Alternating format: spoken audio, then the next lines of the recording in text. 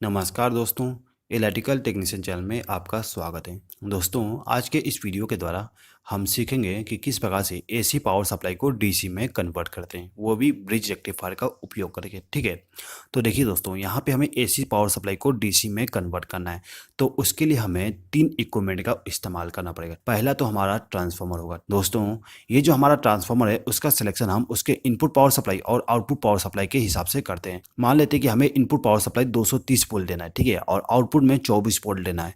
तो यहाँ पे हम जो ट्रांसफार्मर सेलेक्ट करेंगे उसमें हमारा जो रेशो होगा वो 240/24 वोल्ट होगा। उसके बाद देखिए दोस्तों, ये जो हमारा ट्रांसफार्मर है वो एसी पावर सप्लाई का वोल्टेज को स्टेप डाउन कर देगा। अब हमें एसी पावर सप्लाई को डीसी में कन्वर्ट करना है। एसी पावर सप्लाई को डीसी में कन्वर्ट करने के लिए हम डायोड का इस्तेमाल करते हैं।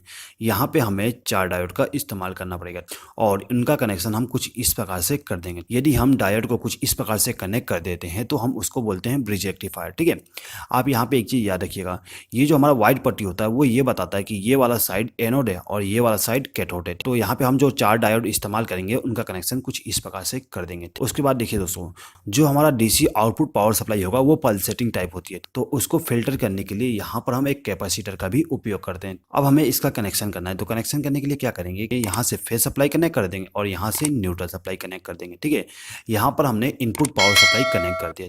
अब हमारा जो ट्रांसफार्मर का आउटपुट टर्मिनल है उनमें से एक वायर को कनेक्ट करेंगे और उसको ले जाके यहाँ पे कनेक्ट कर देंगे। उसके बाद ये जो नेगेटिव टर्मिनल है उसमें से एक वायर को कनेक्ट करके हमारा जो डायोड है उसके इस टर्मिनल के साथ कनेक्ट कर देंगे। तो कुछ इस प्रकार से हम इनपुट पावर सप्लाई का कनेक्शन कर देंगे। अब हमें यहाँ से आउटपुट पावर सप्लाई लेना है, तो आउटपुट पावर सप्लाई के लिए यहाँ से हमें फेज सप्लाई मिलेगा और यहाँ से हमें न्यूट्रल सप्लाई मिलेगा। ठीक है दोस्तों, तो यहाँ से हमने फेज सप्लाई ले लिया और यहाँ से न्यूट्रल सप्लाई ले लिया। अब यहाँ पे जो हमें डीसी आउटपुट पावर सप्लाई मिला है वो पल्सेटिंग टाइप होती है।